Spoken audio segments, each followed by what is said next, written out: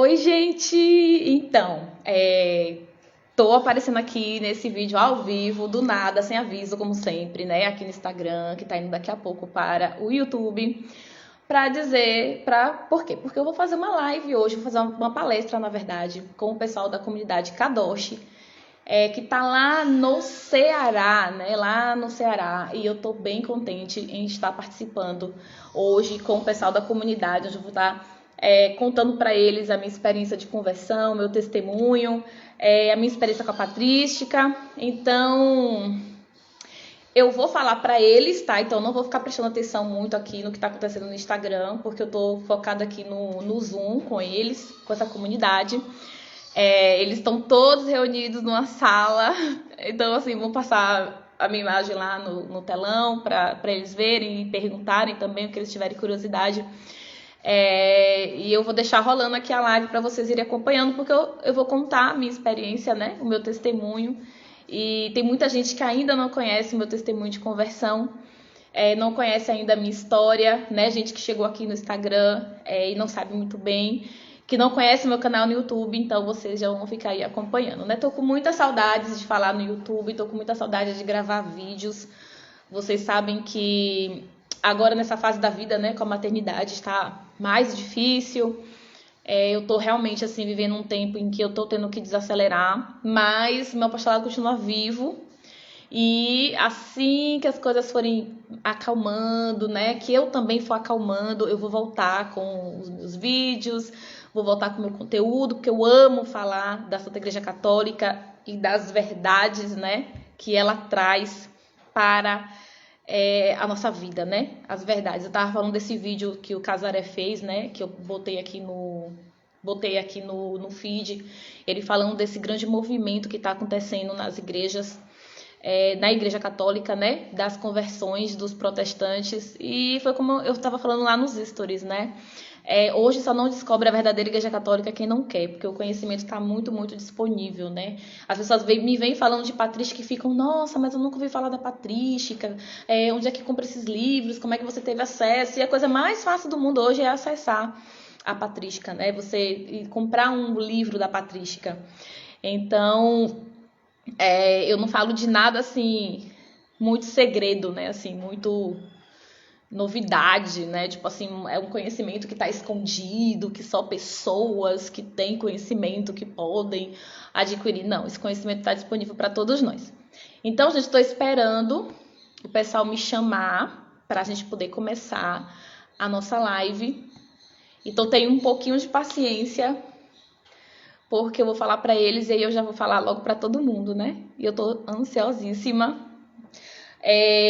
Pra galera do YouTube, os bebês fizeram 1 ano, estão enormes, né? Eu tô vivendo mãe integral o tempo todo.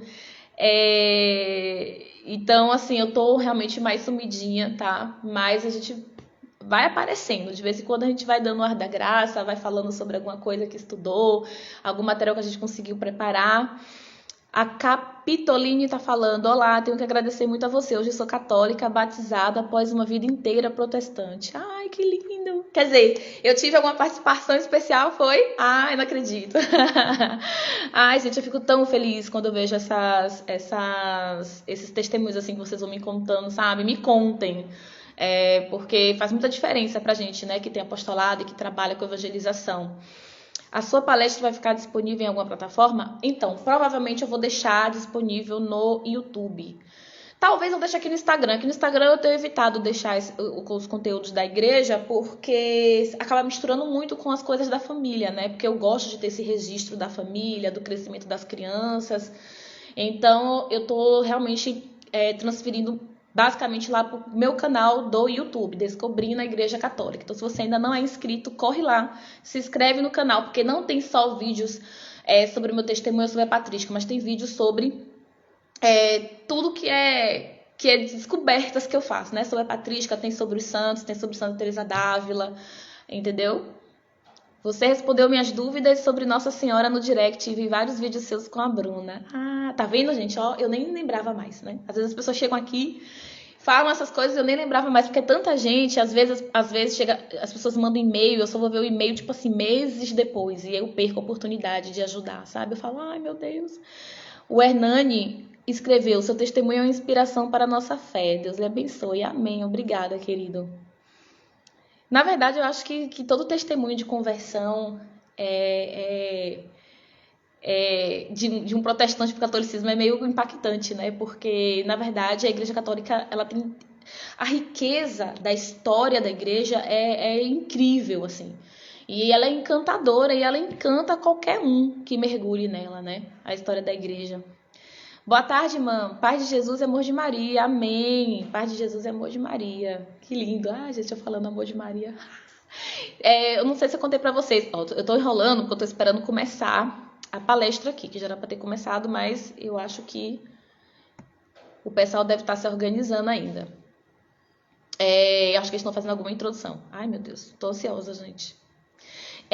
No vídeo de 1 ano das crianças, eu tive a oportunidade de dar um testemunho, né, sobre a intercessão dos santos para uma plateia gigantesca de protestantes. Inclusive, na missa de ação de graças, pelo ano de vida das crianças, eu consegui carregar um monte de protestantes para a Igreja Católica, sabe, para assistirem a missa. E a minha mãe também estava lá, e minha mãe é batista, né? Minha família toda é batista. E aí, quando a gente estava aqui no aniversário, eu fiz eu dei assim, eu acho que Maria, a Nossa Senhora, merecia ser honrada por tudo que ela fez durante o meu processo, né, de gravidez, de fertilização e a gestação dos gêmeos, e Santa Giana Beretta Molla. Eu pude falar das duas, né, para uma plateia de protestantes, assim, foi muito bonito, assim, todo mundo respeitou muito, todo mundo ficou muito emocionado, porque eu me emocionei, como vocês podem imaginar, eu chorei. Então foi muito, muito bonito de fazer e de ver as pessoas prestando atenção, sabe? E eu tive a oportunidade de explicar brevemente, né, ali, como quem não quer nada, o que é a intercessão dos santos. E eu acho que são esses pequenos momentos, né, que a gente tem pra gente aproveitar para desmistificar. Minha intenção não é converter protestante, eu sempre falo isso, eu não tenho intenção de converter protestantes, a minha intenção é sempre desmistificar a Igreja Católica, principalmente para os católicos, né? Porque eu acho que quem mais precisa de conversão são os católicos. Alguém falou aqui, uma família inteira na minha cidade, que eram meus vizinhos, infelizmente todos se converteram ao protestantismo por falta de conhecimento. É muito triste, é uma família que vivi toda a minha infância. Às vezes a gente não pode amar aquilo que a gente não conhece, né? Então, assim, a ignorância, infelizmente, ela tem seu preço. Estou sempre indicando o teu canal e eu também tenho um humilde canal onde falo... Boa tarde, Priscila. Olá! Seja bem-vindo à revisão da comunidade Kadoshi. Eu não estou vendo vocês. Ah, agora eu estou vendo. Olá, gente. Boa tarde. Muito obrigada pelo convite. Nós vamos iniciar aqui com você, vamos passar a palavra. This meeting is being recorded. Ela já está ao vivo na live do Instagram dela, que vai ser transmitida para nós e para ela, e que nós possamos crescer nesse momento junto com a Priscila, que está boa lá na Bahia. Então, Deus abençoe ao nosso itinerário desta palavra. É contigo, Priscila. Amém, gente. Muito obrigada pelo convite. Estou muito feliz de ter recebido esse convite de vocês. Eu amo falar da Santa Igreja Católica, eu amo contar o meu testemunho de conversão, eu amo falar sobre a patrística, sobre as descobertas que eu tenho feito. Então, para mim é um prazer enorme poder compartilhar com vocês e eu espero que o que eu vou falar para vocês enriqueça a vida de vocês. Acho que todos vocês são católicos de berço, né? Levantem a mão aí para eu ver. Todo mundo é católico de berço? Pois é, menos eu, né? E assim, meu maior prazer é mostrar para um católico de berço as riquezas da sua igreja, né? Como uma imigrante que eu sou. Eu sempre falo que o bom de ser imigrante é que às vezes a gente consegue mostrar a beleza, né, da igreja para os nativos, que às vezes os nativos estão tão acostumados com tudo aquilo que eles têm acesso desde que nasceram, que eles às vezes deixam de enxergar as riquezas e as belezas dessa igreja. Então, como imigrante, como alguém que veio agora, que chegou agora há 4 anos, às vezes eu tenho essa oportunidade de falar, cara, você nasceu aqui nesse país, Igreja Católica, né? Nesse universo, Igreja Católica. Você conhece isso? Você conhece aquilo? Você conhece? E às vezes a pessoa fala assim, não, eu não conheço. Nossa, que legal, eu sou católico há tanto tempo e não sabia disso. Então isso é muito legal para mim. Gente, Bom, eu vou me apresentar para vocês, né? Eu sou Priscila, tenho 39 anos. Até os meus 35 anos eu era da Igreja Batista, tá? Eu sou de uma família que é toda protestante, né? Eu nasci em lar protestante, então eu nasci numa igreja batista, meus pais são da igreja batista, minha irmã é da igreja batista, meus sobrinhos são da igreja batista, meus primos, meus tios, então assim, vocês que são aqui do Nordeste sabem, famílias grandes que nós temos, né? Então todo mundo protestante. E eu também, protestante, nascida e criada na igreja batista, como a maioria dos batistas que tem um viés assim um pouco mais pentecostal, a gente tinha uma visão bastante distorcida do que é a Igreja Católica. Então eu era daquelas que achava que a Igreja Católica era a besta do Apocalipse, que o Papa...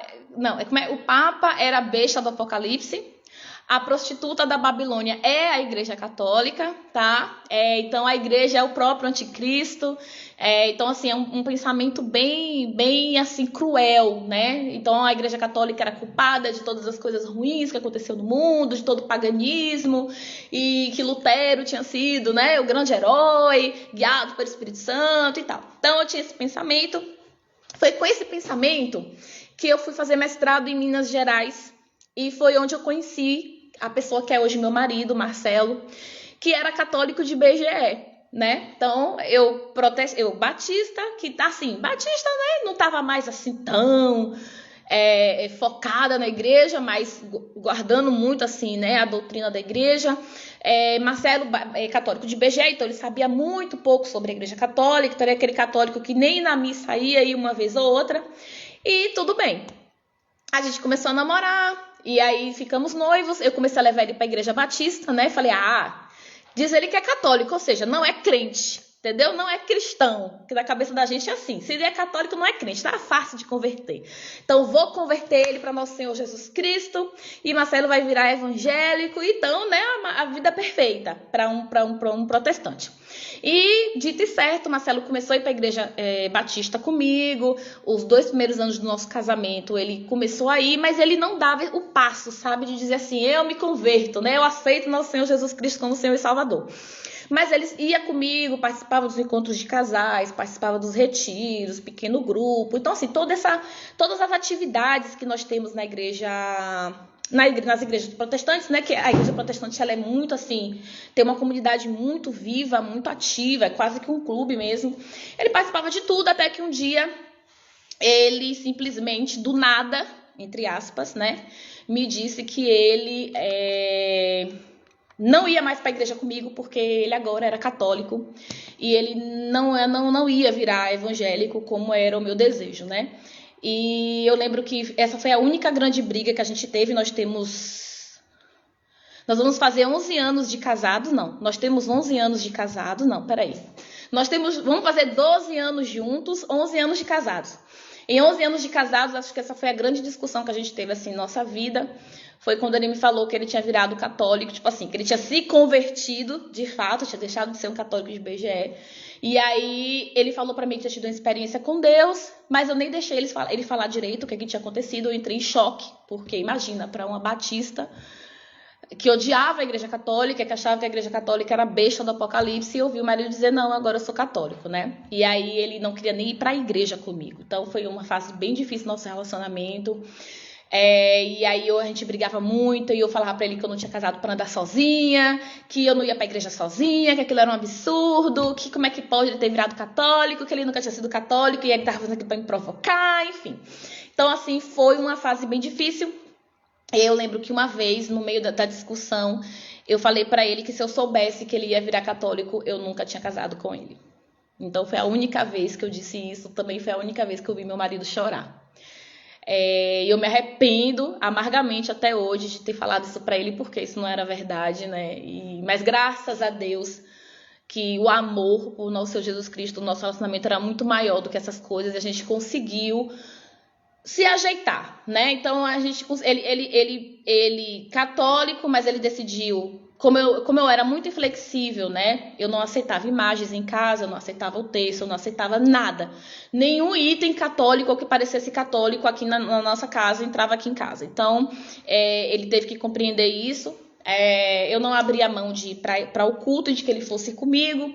Então, Marcelo, mesmo católico, ele começou a me acompanhar em todas as minhas atividades, né, da igreja. Ele continuou acompanhando. Mas ele sempre falava, olha, eu sou católico, eu tô indo por sua causa. Mas eu era tão egoísta que eu falava assim, não, tá ótimo. Mas assim, no meu pensamento eu pensava, mas ele vai se converter, sabe? A fé vem pelo ouvir, né? Toda aquela conversa que vocês conhecem. Bom, durante esse processo, gente, esse processo durou, nós ficamos em julgo desigual, né? Nós ficamos casados nessa situação, ele católico e eu evangélica, durante 7 anos. Foi o tempo que eu demorei para me converter, para me tornar católica, né? Durante todo esse tempo, Marcelo esteve orando pela minha conversão e eu estive orando pela conversão dele. Então, vocês imaginem aí, né? Eu botava o joelho no chão e pedia a Deus para que Deus convertesse ele à igreja evangélica, e ele pedia a Nossa Senhora, olha que desigual, ele pedia a Nossa Senhora para que intercedesse pela minha conversão. Bom, durante esses 7 anos, né, nós vivemos a maior parte do tempo em paz, graças a Deus, conseguimos encontrar um meio termo, mas mesmo assim, né, tinha esses momentos difíceis e a gente tinha alguns embates. Nesses embates teológicos, por assim dizer, eu percebi que Marcelo começou a ficar mais inteligente em relação à doutrina da igreja. E aí ele começou a me fazer perguntas sobre a Bíblia que eu não sabia responder. Então ele começou a falar, de repente do nada ele perguntou assim pra mim, quem escreveu... Como é que ele perguntou, gente? O vídeo de contar testemunho depois de um tempo, a gente vai esquecendo os detalhes, mas ele perguntou alguma coisa da Bíblia que eu não sabia responder, tipo assim, o que aconteceu depois que Jesus ascendeu ao céu, depois que Jesus foi para o céu? O que aconteceu com a igreja? Eu não sabia responder, porque no protestantismo existe um vácuo, né? A gente tem a Bíblia, então a gente sabe tudo o que acontece até o Apocalipse, e depois, incrivelmente, existe um grande abismo, uma escuridão enorme, e a gente volta em 1600 com Lutero, em 1500 com Lutero. Então, na minha cabeça, eu falei, bom... o que aconteceu? A igreja continuou se reunindo nas casas, porque lá, né, na Bíblia fala que as igrejas se reuniam na casa, e a igreja católica surgiu, mas os verdadeiros cristãos continuaram reunindo nas casas, e aí Lutero veio e conseguiu fazer com que essa verdadeira igreja viesse à luz, né, quando ele se rebela contra a igreja católica. Tipo assim, uma coisa que era totalmente na minha cabeça, que não tinha nada com nada, que não tinha fonte histórica, que não tinha nada. E aí ele foi fazendo outras perguntas sobre a Bíblia que eu não sabia responder. Então ele perguntou, quem escreveu a carta aos Hebreus? E aí eu não sabia responder. Não sei, vocês sabem responder quem escreveu a carta aos Hebreus? Alguém sabe aí responder? Quem? Paulo escreveu a carta aos Hebreus? Gente, ninguém sabe quem escreveu a carta aos Hebreus, né? Na verdade, a carta aos Hebreus, ela está na Bíblia porque a Igreja Católica testificou e testemunhou a sua originalidade, né? A Igreja Católica reconheceu, por volta do ano 400, que essa carta era inspirada, mas nós não temos certeza da autoria, né, de quem escreveu a carta aos Hebreus. Então... a gente não pode dizer que foi Paulo, nem Pedro, nem João, nem ninguém. Então a carta aos Hebreus está lá, não porque foi Paulo que escreveu ou algum outro apóstolo que escreveu, mas porque a Igreja Católica disse que ela deveria estar lá. Então essas coisas eu não sabia, né? Aí eu descobri que eu não sabia a história da Bíblia. Porque ele começou a fazer perguntas que eu não sabia responder. E como eu sou da área acadêmica, né? Eu sou pesquisadora. Então eu falei, cara, eu não sei nada sobre o livro que eu considero o livro mais importante da minha fé, né? O livro que basila toda a minha fé. Eu falei, pois eu vou estudar a história da Bíblia. Eu vou pesquisar a história da Bíblia. E aí, como eu não sabia para onde ir, porque eu nunca tinha estudado essas coisas, eu fui para onde, gente? Pro lugar dos burros, né? Fui pro YouTube.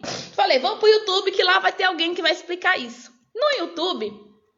eu descobri um cara chamado Jonathan Mackensen.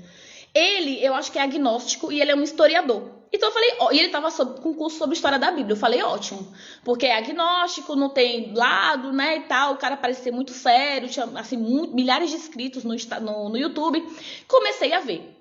Quando eu fui ver, ele começou a citar muito um cara chamado Eusébio de Cesareia. Ele começou a citar esse Eusébio como fonte primária.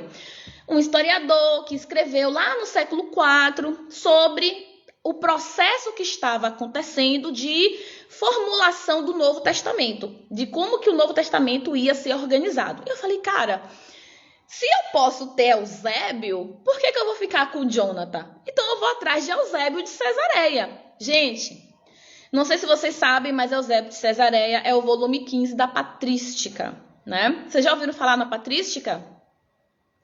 Já, né? Felipe estava me falando que vocês aí estão começando a ter contato com a patrística. Eu não fazia a menor ideia do que era a patrística. Eu não fazia a menor ideia de quem era Eusébio. Eu só sabia que tinha um tal de Eusébio, que eu não sabia quem era, de onde veio, para onde ia, que falava sobre a Bíblia. E que esse cara era muito antigo, então era exatamente onde eu queria ir. E aí eu cheguei lá, eu fui pesquisar na internet, vi que tinha um livro. E aí eu fiquei para Marcelo e falei assim, Marcelo, eu tô querendo comprar um livro chamado História Eclesiástica. Esse livro é de um cara chamado Eusébio de Cesareia. E ele fala sobre a história da Bíblia. Na minha cabeça, o livro de Eusébio era só sobre a história da Bíblia, né? E aí Marcelo falou, cara, eu tenho esse livro aí na biblioteca. Aí eu falei, como assim? Ele, não, porque eu tô comprando uns livros da Patrística e tal. Eu falei, Patrística? Ele é, eu tenho esse livro aí. Eu falei, cara, eu não acredito. E ele já tinha comprado esse livro há 2 anos. Então esse livro estava na prateleira da nossa biblioteca há 2 anos e eu não sabia. E aí eu peguei o livro rápido, né, ansiosíssima para ler. E aí, eu não sei se vocês sabem quem é Eusébio, mas Eusébio de Cesareia ele é considerado o pai da história eclesiástica, tá, gente? O que é a história eclesiástica? A história eclesiástica foi um estudo que Eusébio fez. Eusébio foi bispo da Igreja Católica, tá? Ele nasceu por volta do ano 260, em Cesareia, na Palestina. Ele era historiador, um homem muito culto da sua época, tá? E o que ele fez? Ele reuniu todos os documentos que estavam disponíveis na biblioteca de Alexandria.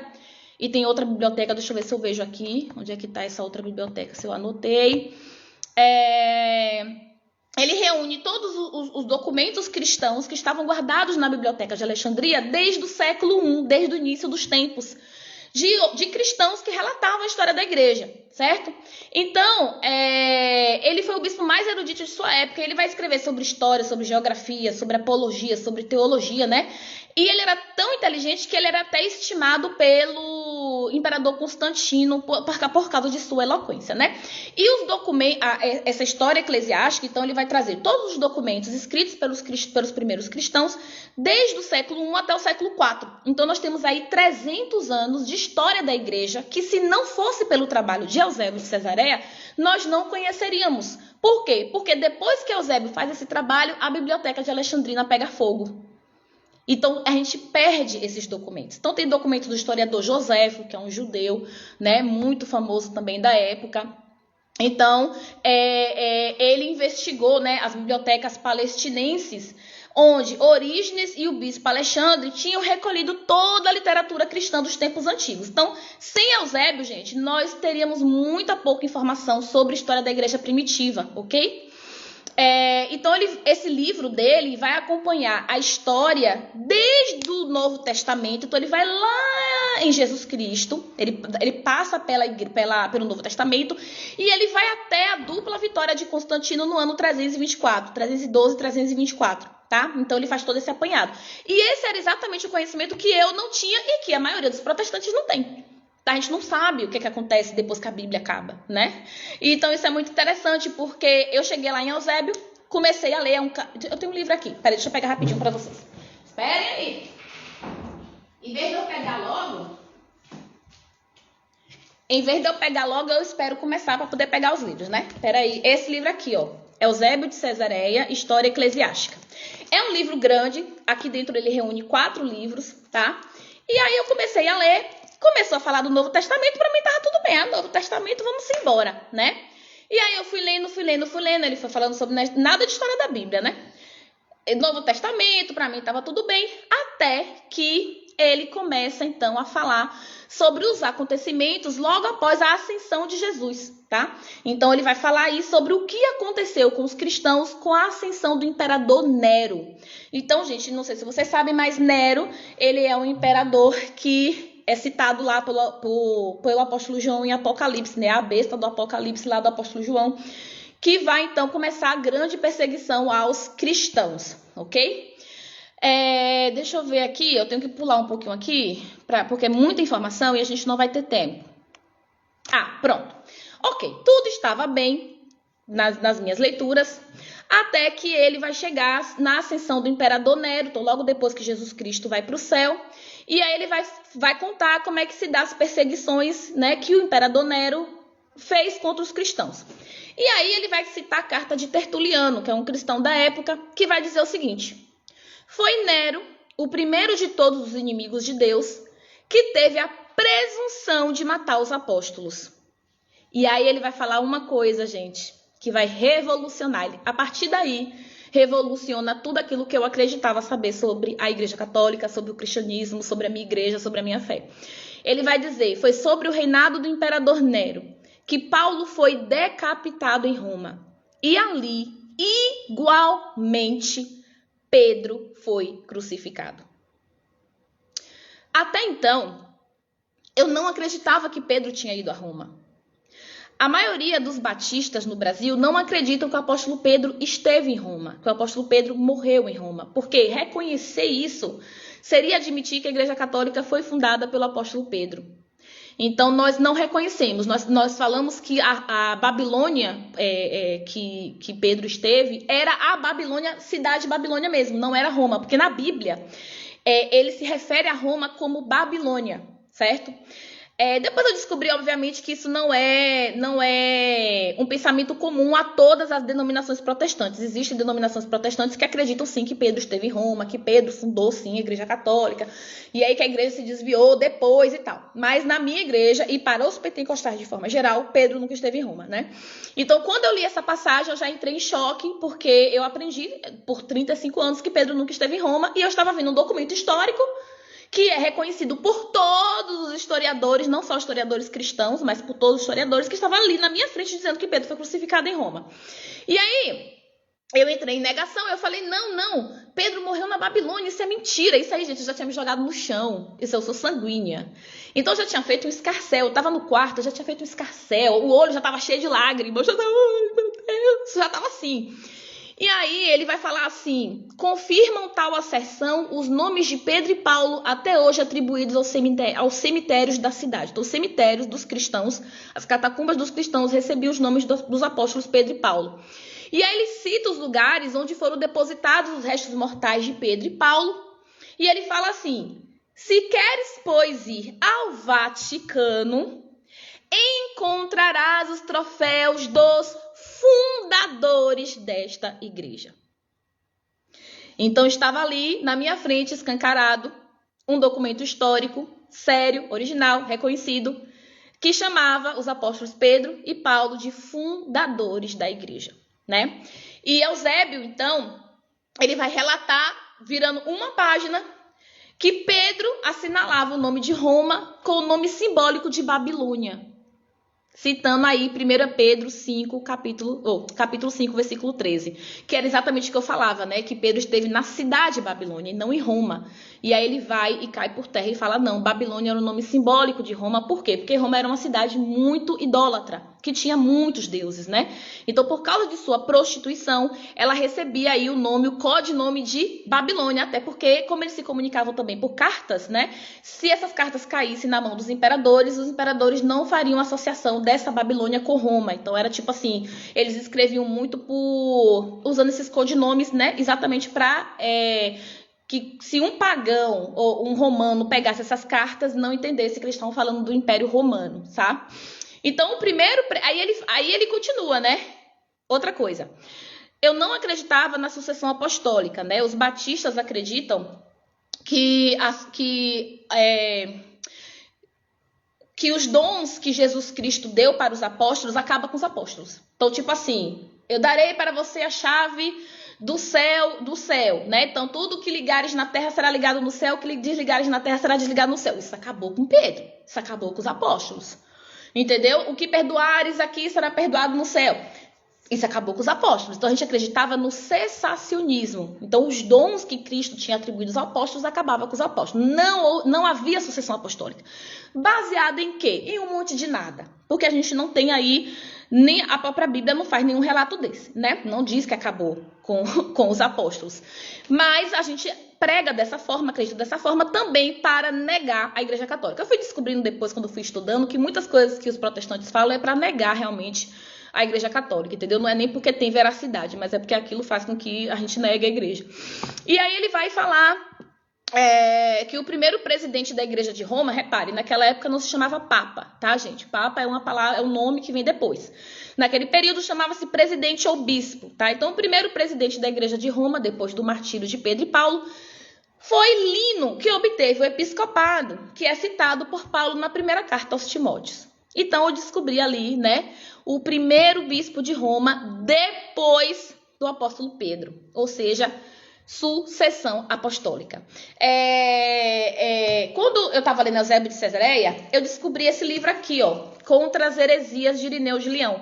Acho que o Felipe me disse que vocês vão estudar esse livro também. Gente, esse livro aqui, esses dois livros aqui, são os dois livros que eu mais amo da patrística. Eu já estudei 5 séculos da patrística, mas esses livros são incríveis. Eles foram escritos bem no início da era cristã.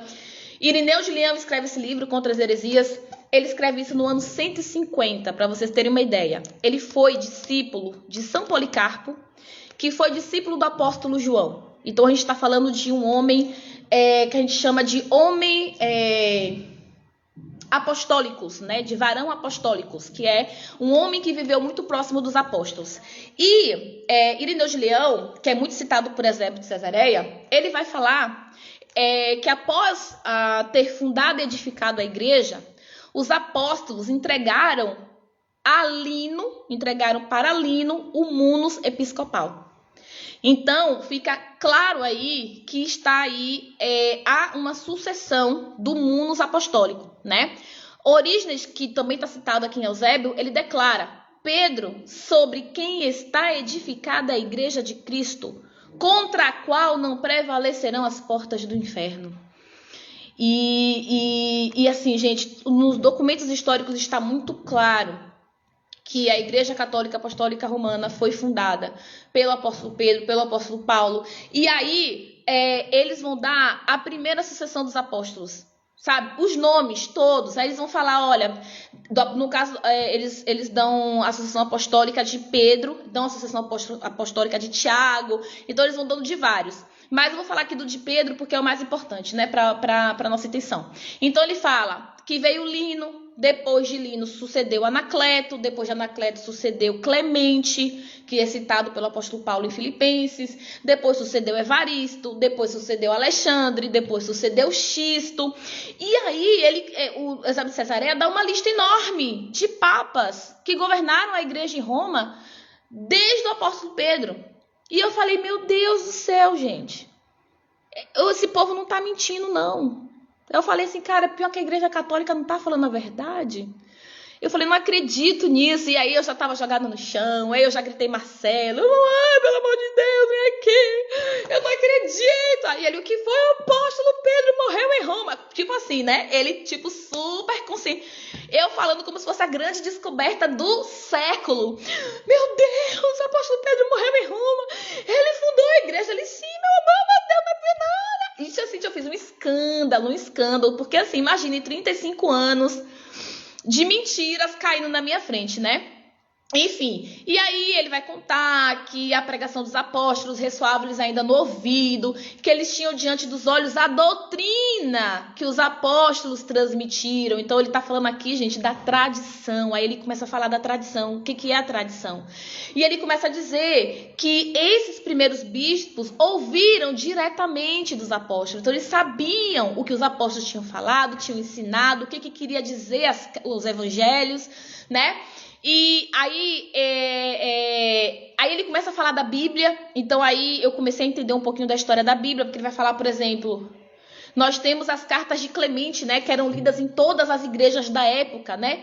Elas eram tidas como autêntica, como admirável, como significativa, estava no pé das cartas paulinas e entrou no Novo Testamento, né? Estava no Novo Testamento. Muitas igrejas liam as cartas de Clemente, que foi um dos bispos de Roma. E eu falava, cara, então por que Clemente não está mais na Bíblia, né? E aí, quem é que vai e tira a carta de Clemente da Bíblia? É a Igreja Católica.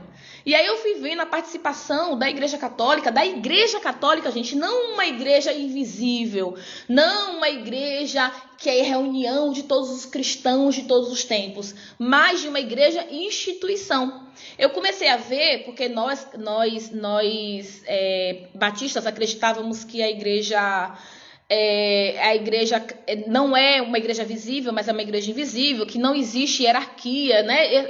Essa constituição que a Igreja Católica tem, a gente nega, né? A gente fala, não, a igreja ela não é um corpo visível, ela é um corpo invisível. E aí, estudando a história da igreja, eu fui descobrindo que quando os pais da igreja se referem à Igreja Católica, eles estão se referindo não à Igreja Universal, porque a desculpa hoje é essa, né? Muita gente que diz que estuda patrística, que eu acredito que não estuda, porque assim, quem estuda patrística mesmo já reconhece que se a pessoa já estudou ou não, só de ouvir falar, fala, não, mas essa igreja católica que eles citam é a igreja universal, não é uma igreja visível. Mentira. Todos os pais da igreja, eles citam uma igreja católica como uma instituição visível, uma instituição hierárquica, que tem bispos, diáconos, padres, que tem fiéis, que tem doutrinas, que tem o conjunto, né, de doutrinas ali, que todos obedecem, que tem uma autoridade. Então você vê lá desde do ano 100 e pouquinho, né, Santo Inácio de Antioquia se referindo à igreja de Roma como a mais excelente de todas, como a mais rica em amor, porque ela tinha sido fundada pelos apóstolos Pedro e Paulo, que eram os apóstolos, né, mais importantes dos 12. Então você vê que é uma igreja instituída mesmo, uma igreja visível, com toda uma estrutura, né? E aí, gente, eu tô perdida aqui, é tanta informação. Se vocês tiverem alguma curiosidade, alguma dúvida, gente, por favor, perguntem, tá? Se vocês, Priscila, eu queria que você explicasse melhor isso, aquilo, a gente vai... Como é que eu posso falar? Vai adaptando aqui, né? Bom, então, quando você começa a estudar a patrística, você vai vendo a autoridade que os pais da igreja dão a essa igreja de Roma, certo?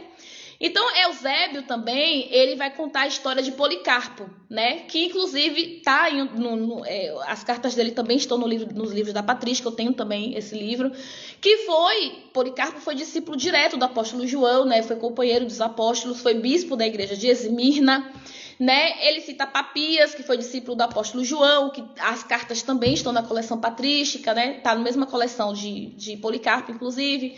E aí ele vai contando, então... vai falando sobre esses bispos que vão surgindo. E aí, eu acho que o Felipe falou mais cedo, né? Ele falou assim, porque às vezes nós estamos longe, né, da época em que a patrística foi escrita, mas a gente pode trazer isso para nossa vida, contextualizando, para a gente entender a Igreja Católica. E eu costumo falar que a patrística, apesar de ter sido escrita há muito tempo, né, ela cobre 8 primeiros séculos, quando eu tô falando dos primeiríssimos pais da igreja, tá, gente? A patrística ela vai do século 1 ao século 8. Eu tô aqui no século 2. Quer dizer, Irineu eu tô no século 2 e Eusébio eu tô no século 4. Quando você começa a ler os pais da igreja dos primeiros séculos, século 1, século 2, século 3, a Igreja Católica tá toda lá. Toda lá. Os nossos principais dogmas de fé estão todos lá. Sabe, a teologia que os pais da igreja descrevem é toda a teologia católica. Então eu falo assim, a patrística é a coisa mais atualizada que eu já li em toda a minha vida, apesar de ter sido escrito há 2000 anos atrás praticamente. Durante essa leitura que eu fiz de Eusébio de Cesareia, eu descobri uma outra doutrina católica, né, que já está descrita aqui, e ele vai descrever isso que aconteceu em Nero, ou seja, a gente está falando do século I, tá? Quando Nero ainda estava perseguindo os cristãos. Ele vai relatar a tradição da veneração das relíquias dos santos. E aí foi, tipo assim, às vezes as pessoas têm dúvida se essa igreja era realmente a Igreja Católica Apostólica Romana, né? Essa igreja que ele cita. Eu falo, cara, eu não conheço nenhuma outra igreja cristã que tenha a relíquia dos santos. Eu não conheço nenhuma igreja protestante que faça isso. Né? A única igreja cristã que eu conheço que tem relíquia dos santos é a Igreja Católica. E ele fala Policarpo, gente, ele foi um bispo muito famoso da igreja, né? Ele foi um bispo muito importante da igreja. E ele foi martirizado pelo imperador Nero, certo? A história de Policarpo é muito interessante. Policarpo era bispo da igreja de Esmirna. Eu não sei se vocês sabem, mas a igreja de Esmirna é uma das igrejas que é citada pelo apóstolo João como as 7 igrejas do Apocalipse. E a igreja de Esmirna é a igreja que é mais elogiada pelo apóstolo João no Apocalipse. É a mais assim rica em amor, em seguir o cristianismo, em seguir o ensinamento dos apóstolos, sabe? É a mais unida. Então é a igreja mais elogiada.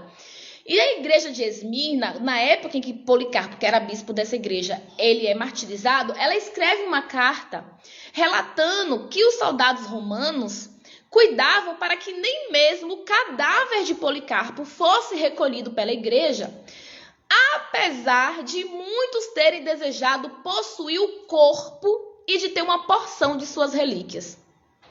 E aí eu falei, pra que a igreja quer o corpo e as relíquias de Policarpo, né? Tipo assim, se você não é católico, você não vai entender isso, né? E essa carta, ela vai dizer, os romanos tinham medo de que o povo começasse a adorar o corpo de Policarpo. Eles ignoravam que jamais poderiam abandonar a Cristo, que sofreu pela salvação dos redimidos, e a nenhum outro poderiam adorar. Então eles já estão aqui, né, dizendo, olha, nós não somos idólatras, nós não vamos adorar Policarpo, mas nós adoramos Jesus Cristo por ele ser filho de Deus, mas em relação aos mártires, nós o amamos com razão. Enquanto discípulos e imitadores do Senhor, nós queremos também nos tornar seus companheiros e condiscípulos. Então, aqui eles começam a dar o exemplo de por que da veneração dos santos. Eles começam a dizer, nós veneramos os santos porque eles são discípulos e imitadores do Senhor, porque nós queremos ser seus companheiros e condiscípulos, no caso deles, no martírio, né? Mas também no reino dos céus.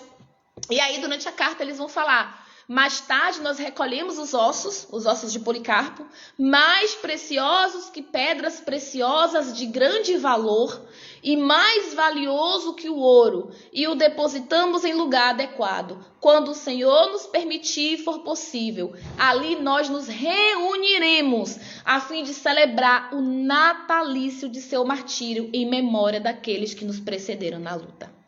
Então, gente, na liturgia de nossa igreja, nós temos os dias santos, os dias que o dia dos santos, né? Então, dia do apóstolo São João Batista, dia de São Francisco, dia de São José. Esses dias já começaram a acontecer lá no imperador Nero. Os primeiros cristãos se reuniam no dia do martírio dos mártires, né, que eles consideravam santos, e se reuniam no lugar onde os santos estavam enterrados. Então eles faziam missa aonde estava o corpo de Policarpo. Então veneração e comunhão dos santos desde a igreja primitiva está relatada. Então a igreja católica não inventou a intercessão dos santos. Ela não inventou a comunhão dos santos. Isso não foi uma tradição que foi colocada por Constantino lá no século não sei quanto, que é o que o povo fala, né? Que não é católico. Fala essas coisas. Mentira.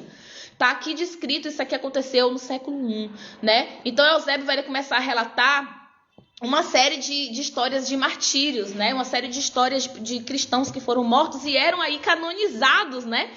Por assim dizer, de forma informal, pela igreja. E aí ele vai contar, por exemplo, a história de Potamiena, que foi uma virgem Marte, né, que foi morta queimada.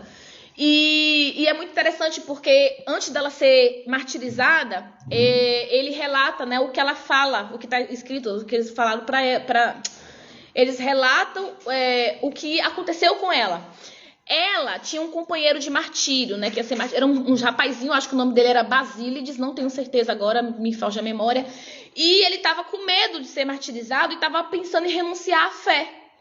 E aí ela vira e fala para ele, seja firme na fé, né? Então ela exortava ele a ser firme da fé e a não desistir do martírio. E aí ela vai falar uma coisa que naquela época não tinha o nome intercessão dos santos, porque obviamente nós estamos falando do início dos tempos cristãos, mas está muito claro aqui. Ela fala assim...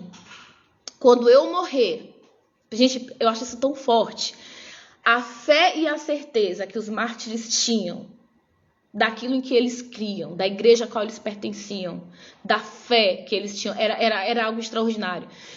Ela fala, quando eu estiver junto do Senhor, eu vou reclamar a sua vida. Foi o primeiro relato de intercessão dos santos que eu li.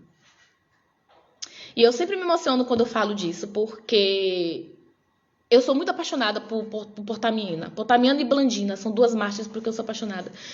E elas tinham absoluta certeza de que quando elas morressem, que elas estivessem no céu, elas poderiam...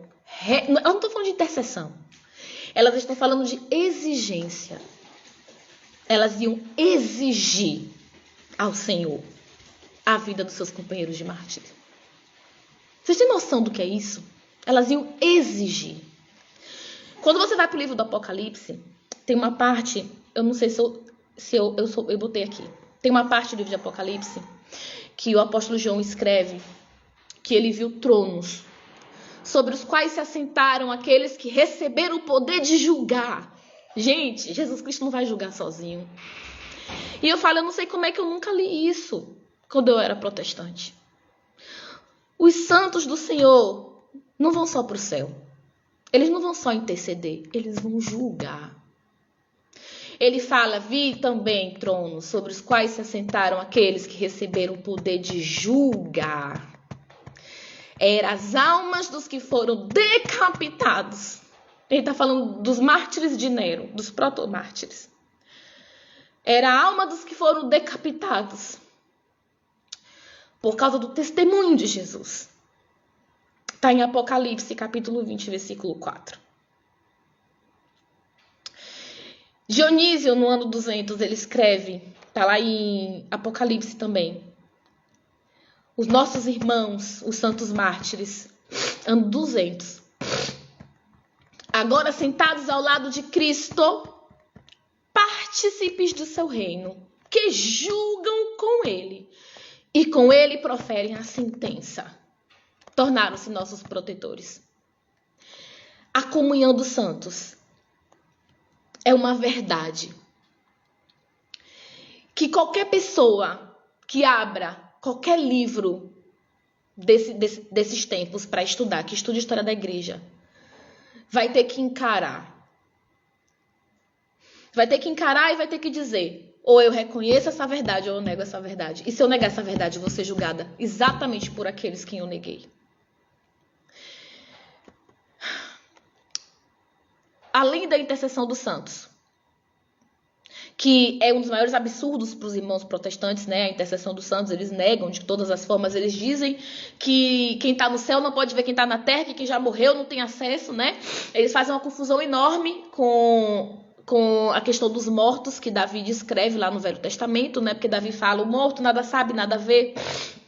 E eles acham que com isso Davi está falando das verdades espirituais, Davi está falando do corpo, né? Nós temos duas mortes, a morte da carne e a morte espiritual, né? Nós sabemos que a nossa alma é eterna, né? Então eles fazem essa confusão, eles separam a igreja, eles decepam a igreja. Então a igreja militante não tem contato, não tem relação com a igreja celestial, o que é uma grande mentira. E a igreja primitiva, os documentos históricos nos provam que isso é a maior mentira inventada por Satanás. Porque os mártires acreditavam na hora da morte que eles iam para o lado de Jesus e eles iam julgar, e eles iam exigir, e eles iam clamar, e eles iam interceder pelos seus irmãos em Cristo Jesus.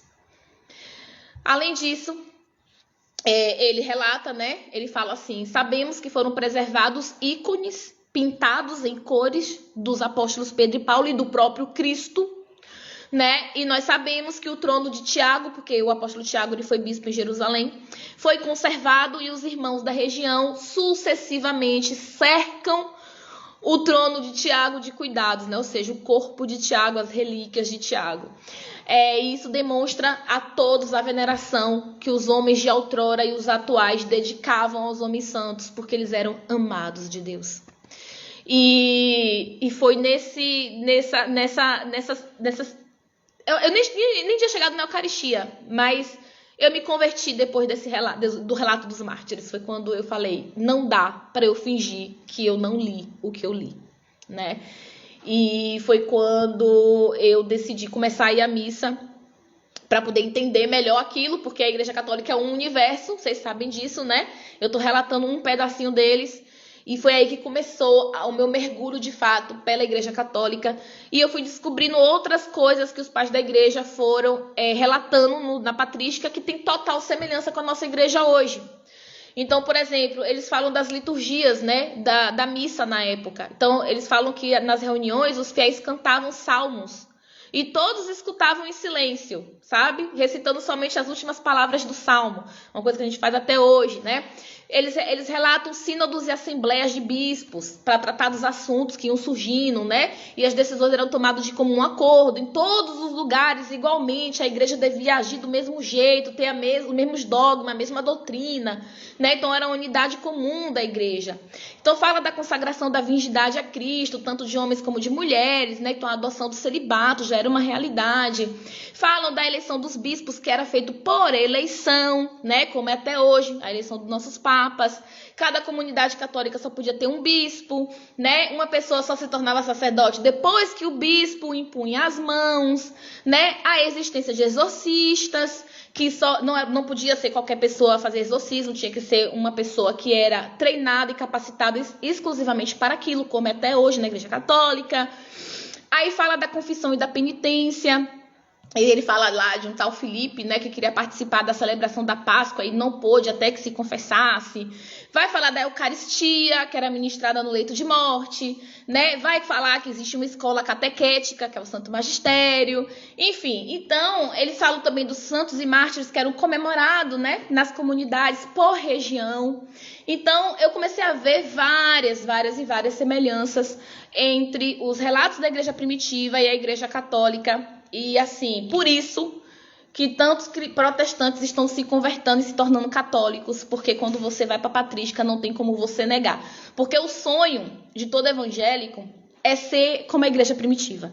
Quando as pessoas me perguntavam, por que você é batista? Eu falava, não, porque eu acho que a igreja batista é a mais próxima da igreja primitiva que está lá na Bíblia.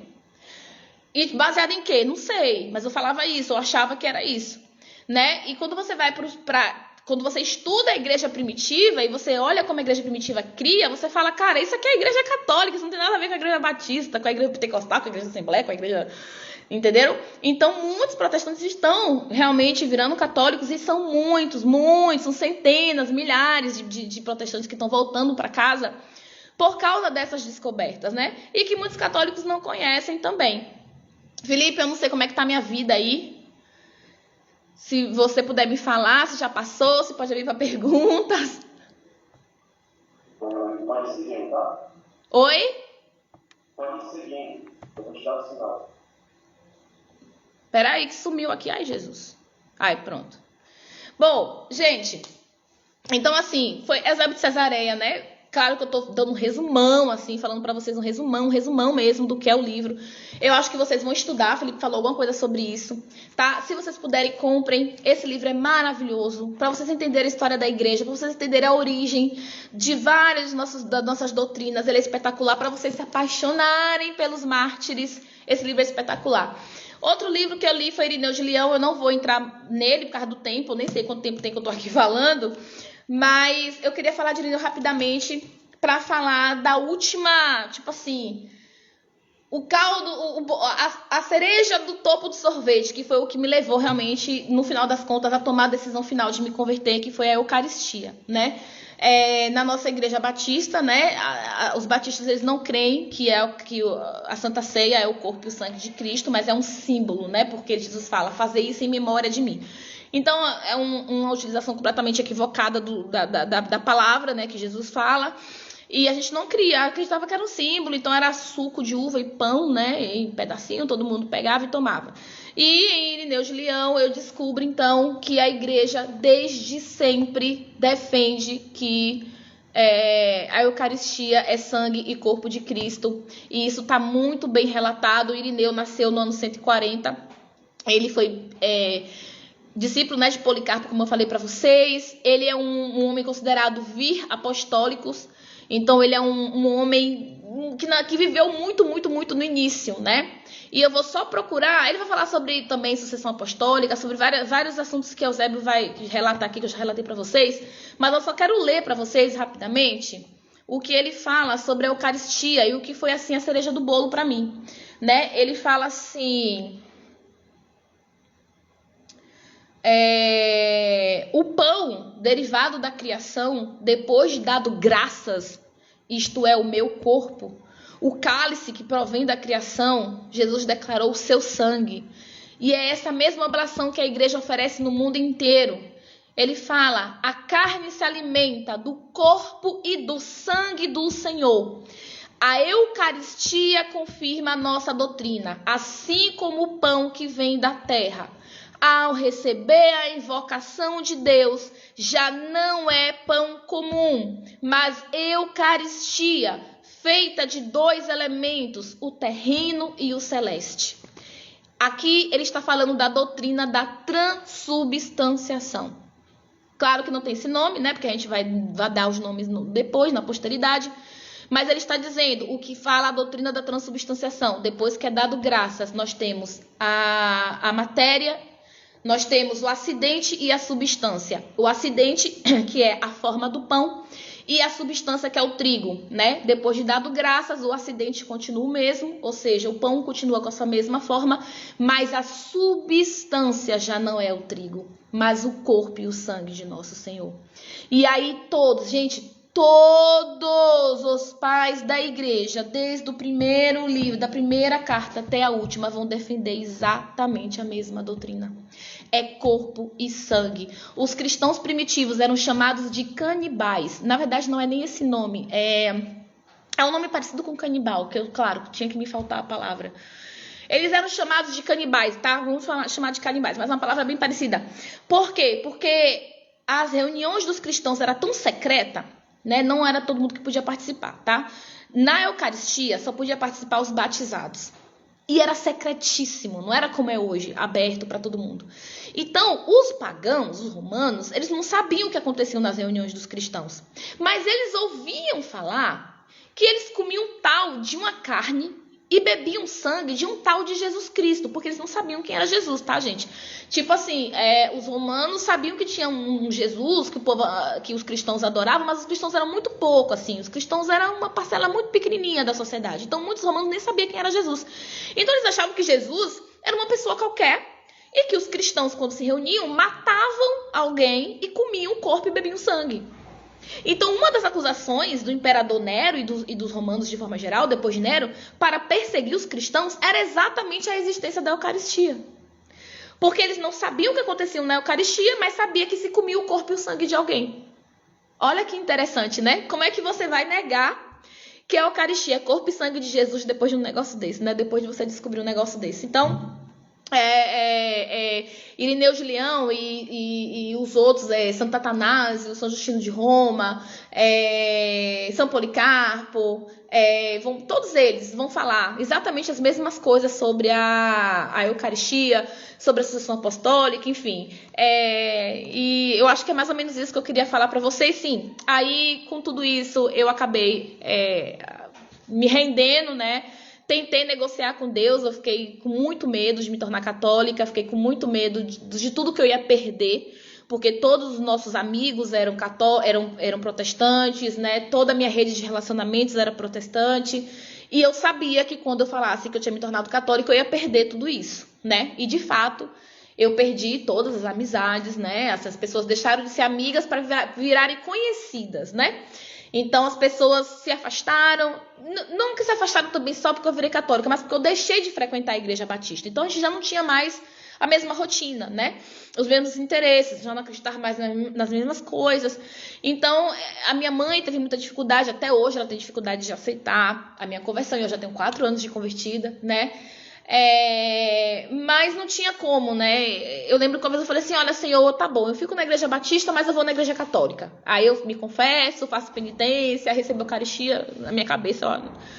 Mas aí, obviamente, que não deu certo, né? Que Jesus não ia deixar. E no final das contas, eu acabei me assumindo católica e vivi todo o processo para entrar na igreja católica. Tive que fazer a confirmação do batismo, tive que fazer crisma, a primeira Eucaristia, né? Eu e Marcelo tivemos que fazer um sacramento, porque a gente era casado só no civil. Então, assim, a minha vida mudou completamente, meu casamento melhorou 100%, né? E então, desde então, eu tenho estudado a igreja católica, eu tenho estudado os tesouros da nossa fé, e me apaixonado cada vez mais por essa igreja, né? E eu espero que vocês também se apaixonem ainda mais por essa igreja depois dessa conversa aqui. Nós vamos abrir. Pode ser? Pode ser isso? Felipe, eu não tô ouvindo direito o que você tá falando, não. Tá me ouvindo? Pá, pode falar. Pronto, a gente vai abrir a pergunta. Se alguém desejar perguntar, ok? Tá. Alguém deseja perguntar?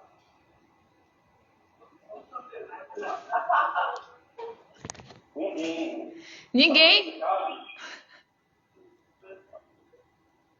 Alguém quer perguntar? Mulher, quer perguntar? Acho que todos entenderam tudo. Ai, que bom, gente. Então, fico muito feliz que vocês tenham entendido tudo.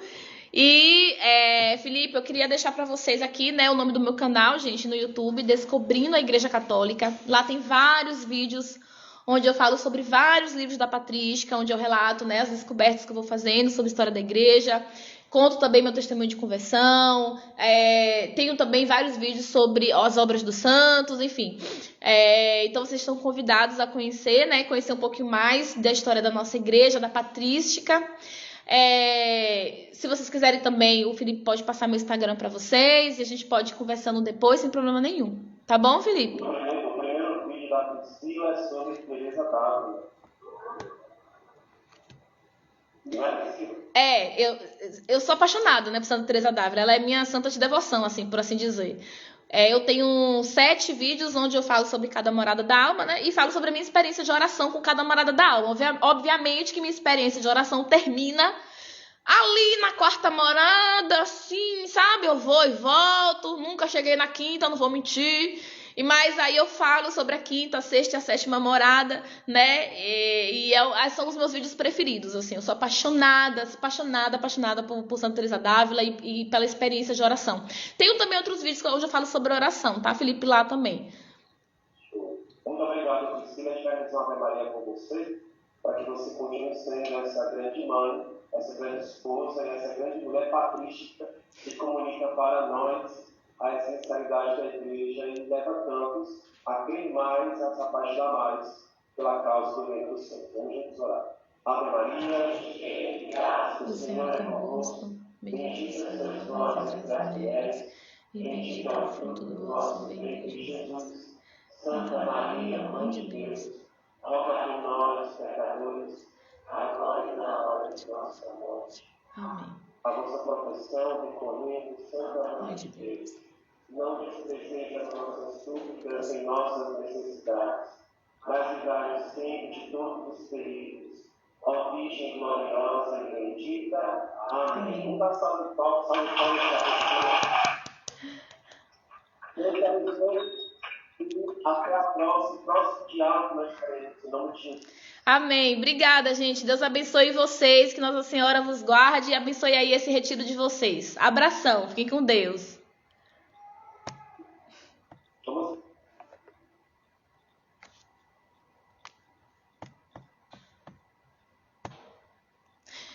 Gente, acabou a live! Ai, gente, peraí. Leave meeting. Eu saí aqui do Meet. Deixa eu ver só os comentários que vocês fizeram aqui, pra ver se tem alguma coisa que vocês gostariam que eu respondesse, e a gente encerra, tá bom? Os católicos não sabem nada disso. Nasci católica e estou aprendendo muito com todos esses protestantes que se converteram ao catolicismo, pois nunca duvidei da Igreja Católica. Então, nunca pesquisei nada sobre ela. Pois é, mas é bom, né, a gente aprender sobre a nossa igreja. Amo ainda mais nossa igreja de Pedro. Amém, glória a Deus. Aqui, agora você ganhou uma família enorme católica, verdade, viu, gente? Ganhei muito. Gente, obrigada pra quem ficou comigo aí até o fim. Sempre me emociono com você, Pri. Ah, que bonitinho. Eu também me emociono. Eu não posso falar dos mártires, gente. Eu tenho um problema sério com os mártires. Não posso falar deles que eu choro. Ai, não gosto de falar, não. De Blandina e Potamina. No dia que eu encontrar com essas mulheres no céu... Até mesmo todos os pais da igreja falam da Eucaristia da mesma forma que os cremos hoje, bem como os outros sacramentos, além da crença na comunhão dos santos. Exatamente, Mauricélio. Exatamente, meu amigo.